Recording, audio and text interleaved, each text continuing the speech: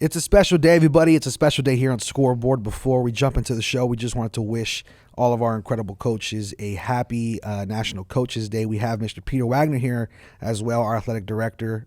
What do you got to say about these incredible coaches we have here at Southwest? On National Coaches Day, I just want to tell them all thank you very much for everything they do. Tell our community how great and what wonderful coaches we have.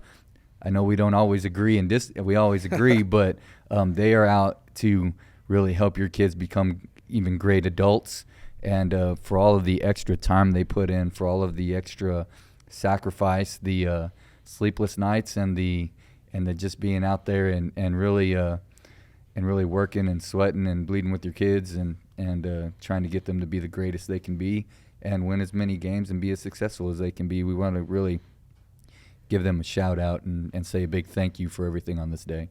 Absolutely. And coaches, you guys do not understand how far your reach is for students, for myself. I know for you, Coach Wagner, I'm sure you remember your coaches from back in the day. So we just want to say thank you. And now we'll get back into the show. Talk to you on the other side. 3, 2, 1. What is up, Southwest? How are we doing? Hope you guys are doing well. I'm your man, Brandon Medina. Welcome to another episode of Scoreboard. I am here with a very special guest. We teased it last week. We tried doing it last week, had some technical difficulties. However, he is here in the flesh.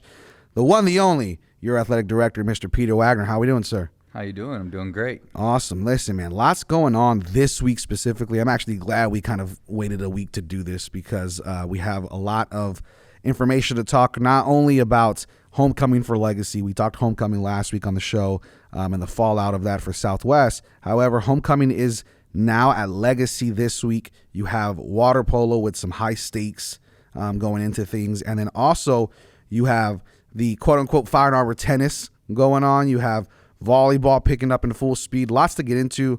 Before we start, though, let's reel it back and kind of focus in a little bit. Since we have you on the show, your first time on the show, I'm sure not going to be the last. We'll definitely have you on more. But when we talk about the state of Southwest Athletics and how Southwest ISD looks in the grand scheme of things, what's most important to you as an athletic director, and where do you guys want to go in the future with athletics? I think the most important thing for me is the kind of culture we create in our athletic program. And so that being that our kids are student athletes first, what kind of kids they are in terms of how they serve each other, how they serve our community, right, things like that, and then how they're growing personally.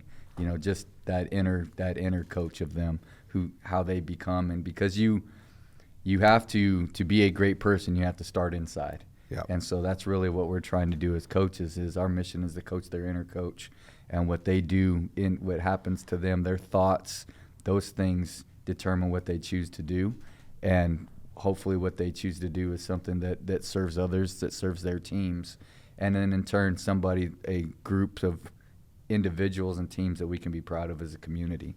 That's really what we're going for, and within that, hopefully those turn into wins, a lot of wins. Yeah, absolutely. Now, going from coaching to now being on the AD side and being in the big box, if you will, not on the field, I know you still try to I'm sure relive a little bit getting on the field and getting in those moments. But how is it for you having to take a step back and maybe be in a more grand scope things than actually, in the trenches, if you will, on some of those games? Is it a different feeling? Is it nice, better? What's your experience so far? It's a lot of taking a step back and trying to understand where those coaches are, and then really my personal mission then at that point is to how can I support them?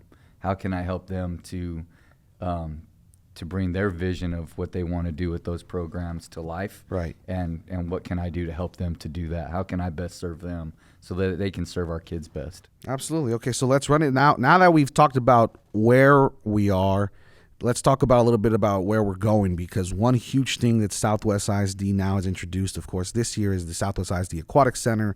Top-notch performance center, especially for anything obviously aquatic, but it goes beyond that. It goes into community engagement and community relations. I mean, you're seeing kids learn how to swim for the first time at the Southwest Aquatic Center, where before that, it was either at home with parents at their local pool somewhere, or at Palo Alto, which was the closest for a lot of people on the south side for a long time.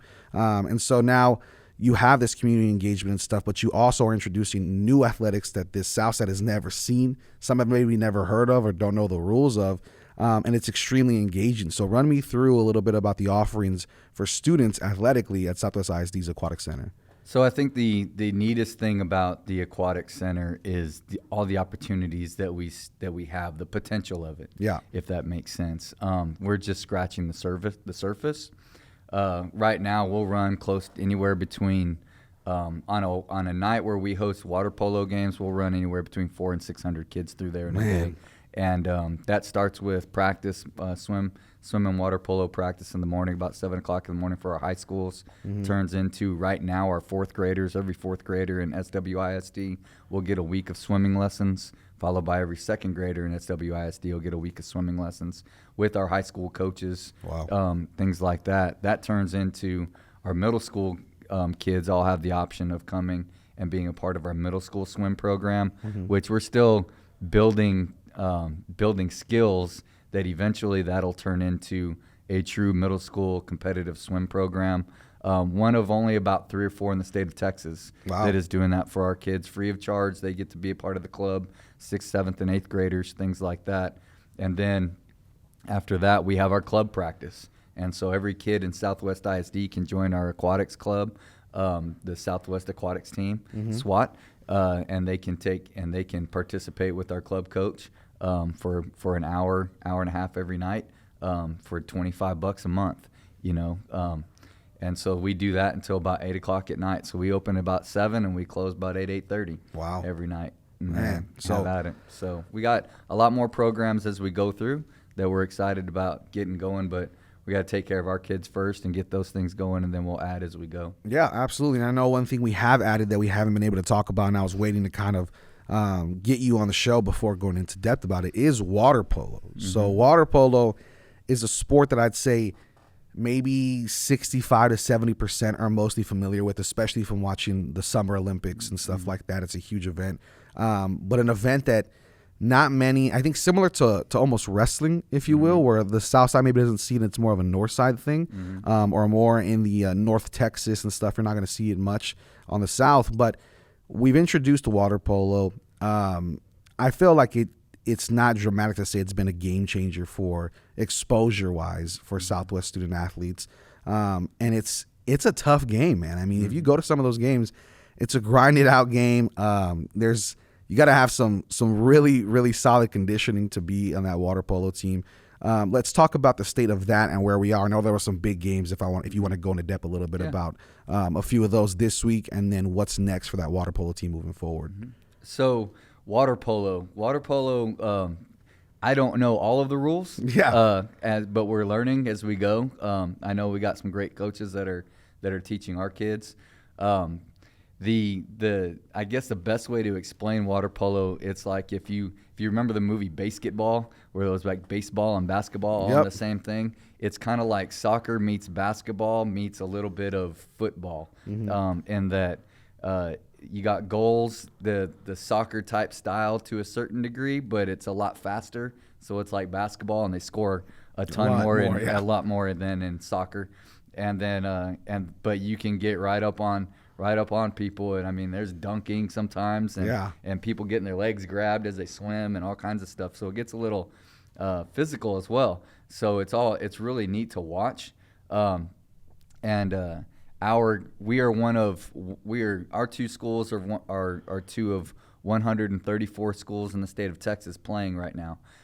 So we are in a district with it's Legacy, Southwest, Stevens, Holmes, and Jay. Okay. And so those 5 teams. And right now the Legacy girls finished second in district, and are headed to the playoffs next week. Nice. And the Southwest girls ended up 4th in district and are headed to the playoffs next week. The most exciting part of it is last week, or on Monday, Southwest beat Stevens in the last game of the season for the men's. For the men's, gotcha. Yes, for the men's. Sorry, and that created a 3-way tie for 3rd place in the boys area, and so they all split with each other. So they're all 1-1. So we just started yesterday night a tournament to see who gets in the playoffs. Nice. So last night, unfortunately, Legacy lost 9-6 to Stevens. So Stevens and Southwest play tonight for third place. If for some reason, if Southwest doesn't win, which we fully hope and expect them to, but if they don't, then tomorrow we'll have a get win and you're in scenario between Southwest and Legacy to do that. So it's very exciting. If we can, 3 out of the 4 will definitely make the playoffs, and we go from there. That's awesome. And in the inaugural year, I think it's best case scenario, right? You're going against teams that have been doing this for a while. And just the growth of it, we started with, hey, let's just not forfeit and let's have enough kids to play. And I think Legacy now is rolling with anywhere between 12 and 15, 18 kids. Southwest is around the same. So we had probably a total of 40 kids swimming last year, to where now we have almost 60 kids. We've almost increased our swim program by 50% in a matter of 8 weeks and stuff. So it's pretty neat. It's growing, man, and I think a lot of people look at it and it's always the old school mindset of like, hey, I wish that was there back when I was in school, because it just opens up more opportunity, right? The more opportunity for students to jump into different sports who maybe are not interested in the basketballs and footballs and softballs or baseballs, to open that opportunity up elsewhere is huge, man. And I mean, you know that as a coach, I'm sure you've seen there's life lessons to be learned in every sport, regardless of how physical it is, how draining it is. I mean, there's life lessons from golf to football to water polo. And so moving forward, though, we'll get into some more stuff. I know we have volleyball. I know you want to hit up our cross-country team. They did a great job, and they have a few really, really talented people that are looking to possibly move to state, you said, right? Yep. So we have the boys at Legacy have a very good shot at repeating as district champions. Nice. They have one of the top probably 3 runners in 5A, Region 4 in the state, and Anthony Zapata. They have one of the top 5 girl runners. And I can't remember her last name right now, so I'm sorry, Alicia. But she is she's in the top 5 or so. And then they have another one in Regina Pompa at Legacy that is right there with her, that's been running for 4 years. Who I don't know if I think Levi was a little bit younger than you were. Oh, her brother played for us too. But anyway, so and they got a couple. So the Legacy boys and girls are really looking very good. And then on the other side of that, the Southwest girls are going to be pretty competitive as well. They got a couple of freshmen and a sophomore that are doing pretty well. So very excited about the district cross-country meet next week. Yeah, absolutely. And we'll be bringing you guys more information on that here on Scoreboard as we continue. And then volleyball, we're full steam ahead. I mean, playoffs are around the corner. You just had Legacy and Southwest play, which always gets a lot of people's attention. Run us through kind of the state of volleyball right now, and then what we're looking at playoff wise. I think Legacy's still building. Southwest is they've taken their lumps being young the last couple of years, and you're starting to see it pay off this year. In that they are now 7-1 in district. Lost a close one to Harlandale at the end of it. So if they both continue doing what they're doing, then there could be that last game of the season can be for the district championship. Share of the district championship. It's at Southwest Gymnasium. That could be interesting, but they got a big. The Dragons got a big one this week. They play Medina Valley on Friday, and Medina Valley's sitting right behind them with 2 losses. So huge game at Medina Valley. They beat them in 3 at home. But how it is, they get better all the time. Yep. So it's Alicia Galvez. Well, we're a big shout out to Alicia. Big shout out to the whole cross country team. I know we have volleyball. We also have tennis today. You said that's a big one. Tennis is huge today. It's the Fire and Armor tennis matchup that has a humongous playoff. It's team tennis, so they compete as a team and they go to the playoffs just like everybody else. And tonight, if Southwest wins, I think they end up second. Okay. But if they lose, I think they might be out because everybody's all tied up so much that the tiebreaker's going down to how many sets each team won within the 3 or 4 teams that are tied for second and third place. So it's going to get very interesting today at Legacy when they come together. Yeah, no, I think this is going to be a huge week for, I mean, obviously a lot of implications like we're talking about for tennis, for water polo, looking at volleyball. You have the cross-country meet coming up next week, stuff like that. And then, of course, the big one we got to talk about today is good old Legacy has their homecoming. It's going to be a fun one. Legacy as a whole is the newer campus, but, man, those fans show up. I mean, they come ready to have a good time. The students are really electric. Obviously, the stadium is beautiful. So they're going to be playing this week against Laredo Martin. Looking at this game, what do you think after watching Legacy over the past few games? We're already more than halfway through the season. What's kind of the main focused in aspects of the game that Legacy needs to win this? I think that if you step back a little bit on the district, the district as a whole real quick and understand a few things with the schedule coming up, and you start with what Legacy's done. So they beat Medina Valley after getting 2 onside kicks and just fighting, because they're amazing with all of that kind of stuff. Coach Bruce has them believing, and they pulled off that upset a little bit. And then a tough one against Figueroa, but they played 2 of the top 4 teams already, of the top 5 really. There's 5 teams fighting for 4 spots really in the district, if you count Southside, Southwest, Legacy, Figueroa, and Medina Valley. And so right now they're sitting at 1-1 with, they still have to play next. They got Martin this week, and then the big one against Southside, and then they got I think they got Wynn and then Nixon to end it off with the Fire and Armor Bowl, which could be for a playoff spot. Yeah, it'd be massive. It's going to be humongous. So, and then the flip side of that, you look at Southwest, who's going into a bye week this week, but they got 3 of those 4 that they still have to play with obviously Legacy. They still got to play Figueroa, and they still have to play Medina Valley when they get out of the bye week coming up. So the last 4 weeks of the football season are going to be, just crazy. And then you get to Martin, which I know we want to get to. Yeah. So Martin lost by 7 to Figueroa last week. Yep. And then who beat Legacy in a really close one. It was quite interesting. And so you don't want to overlook it with homecoming and things like that. But you got Southside coming that getting ready to do that. So I think it's kind of like they talked about the UTSA Texas game, and that could be a trap game for Texas. I don't know that this is a trap game, but all the work that goes into grades, homecoming, everything else like that, and then you got Martin. It's just a matter of, okay, time to focus on being one, like Coach Black and Coach Bruce and Coach Flores and Coach McDaniel tell these guys all the time. It's about being 1-0 this week. Yeah. And making sure we're 1-0 this week. And so I think that's going to be the key, is just buckling down, doing what they do, playing hard, and come out with the victory, and then get ready to go, because the next week's going to be get ready. Yeah. You're going to have to put your big boy pants on for that one. You are. And you look at it as a coach, this week records don't matter, right? It's about that game specifically. But on this show, we have to kind of go into that, right? Yeah.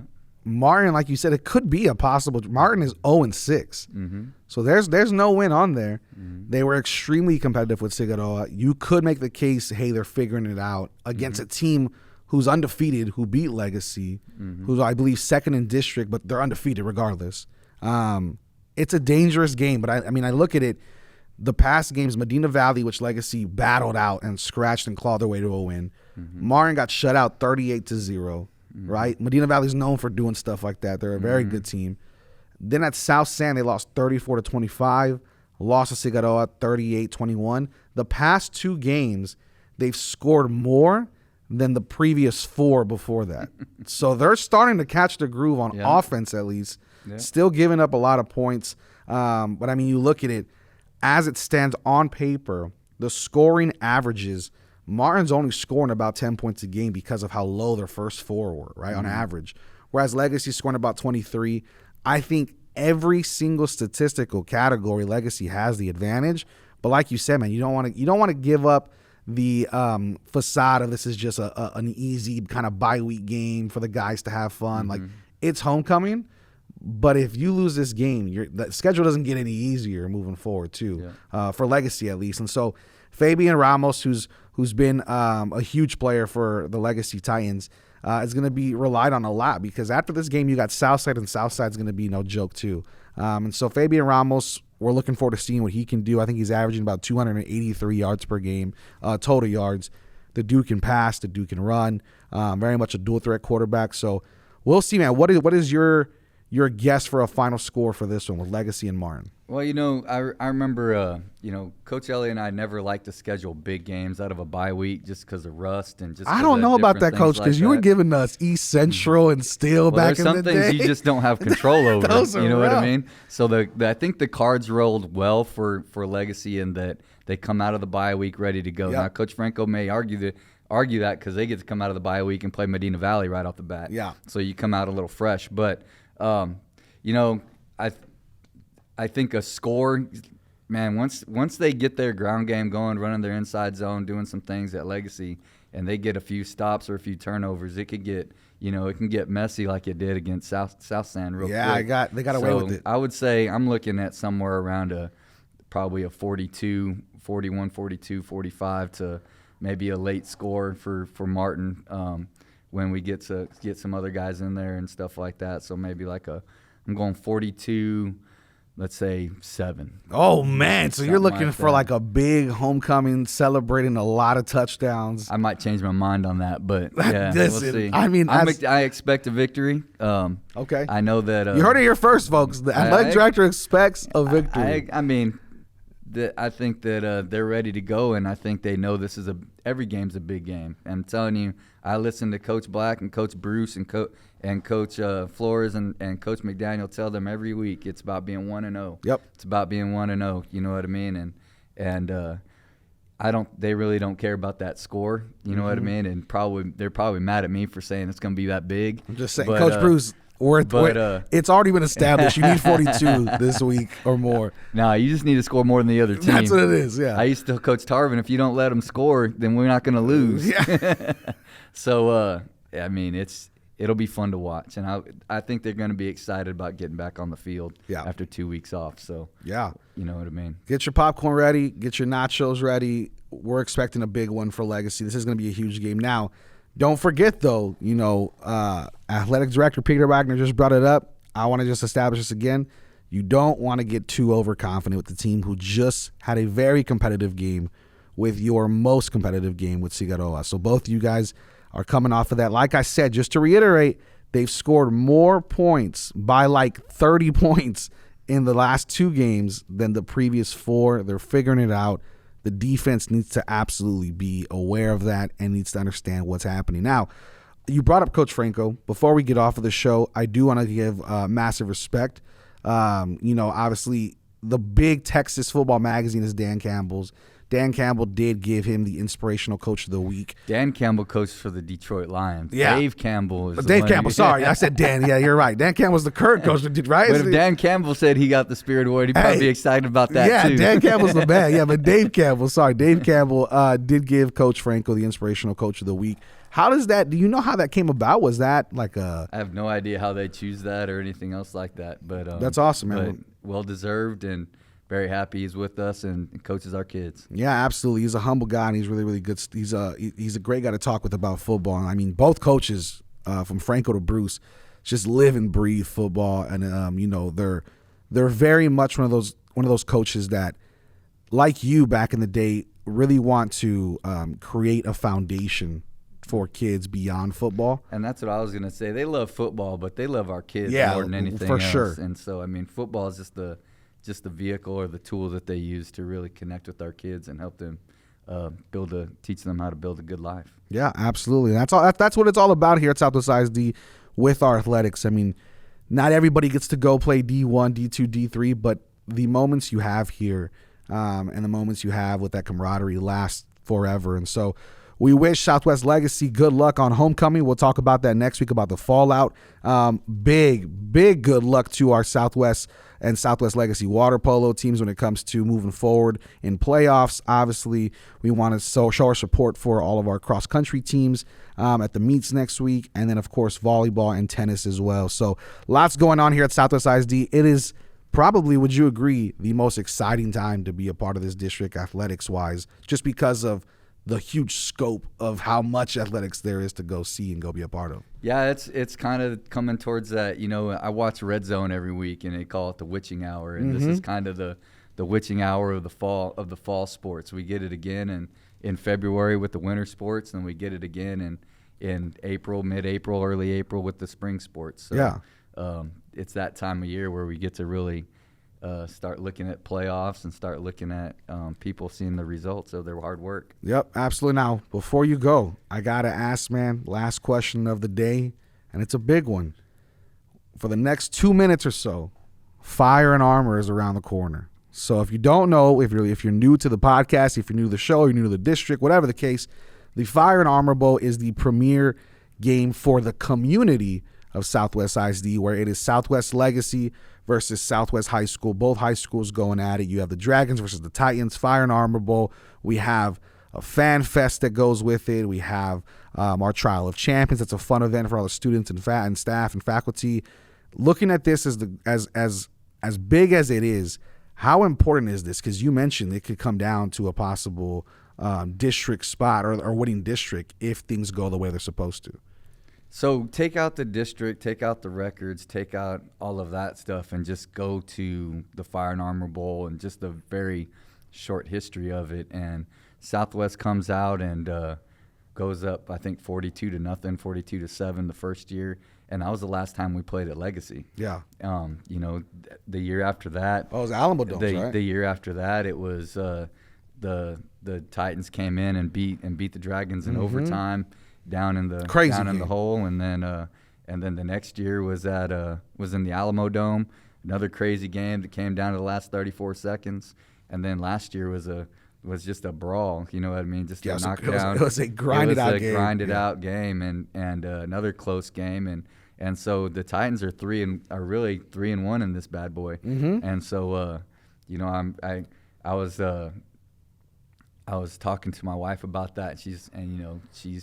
She's all Dragons, so it's going to be interesting. I think regardless of whatever happens the next 3 or 4 weeks for the district schedules, I mean, there's a lot of excitement that just goes into those two playing. The kids are, you know, they've grown up through the system and everything, so it's more a matter of it's just a game, you know what I mean, and they get to have fun doing it, and I think it's just really neat that we get to have that. You know, and probably going to be a whole lot of playoff implications. Yeah, involved.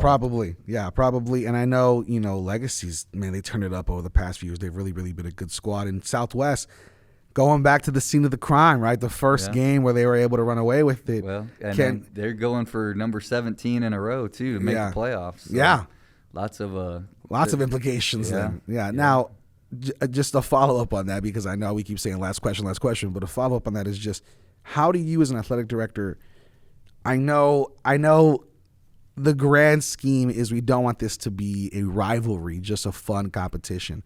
How do you set that boundary as an athletic director? Like how do we help set that this is a fun rivalry versus a you against us or us against you kind of thing, where it's a full community aspect?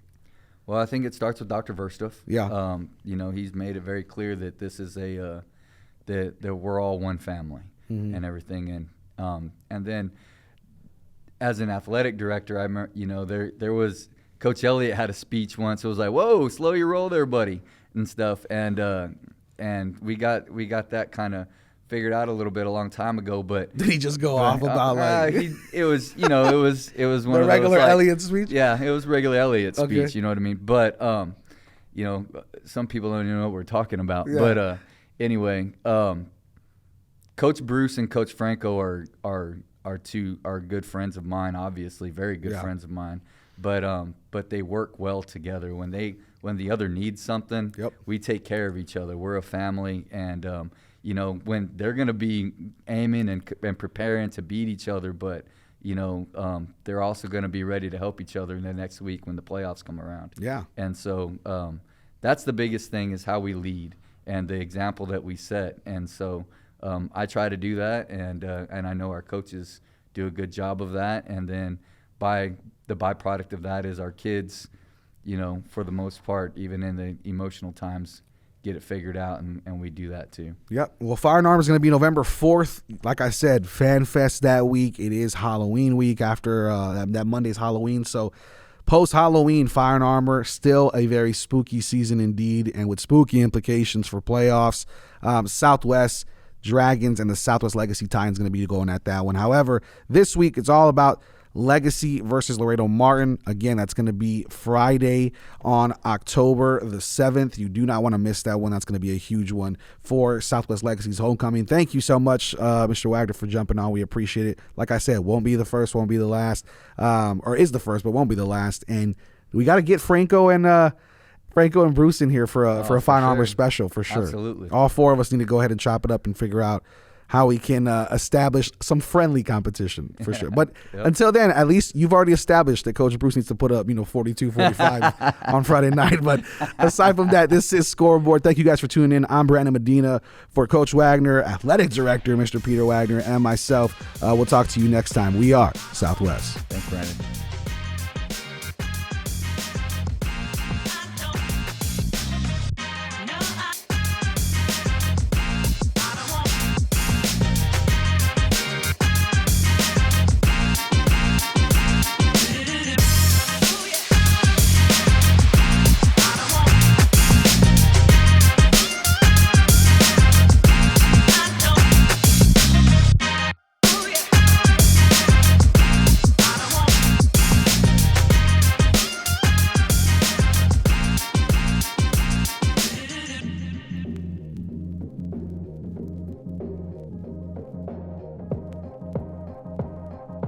Three.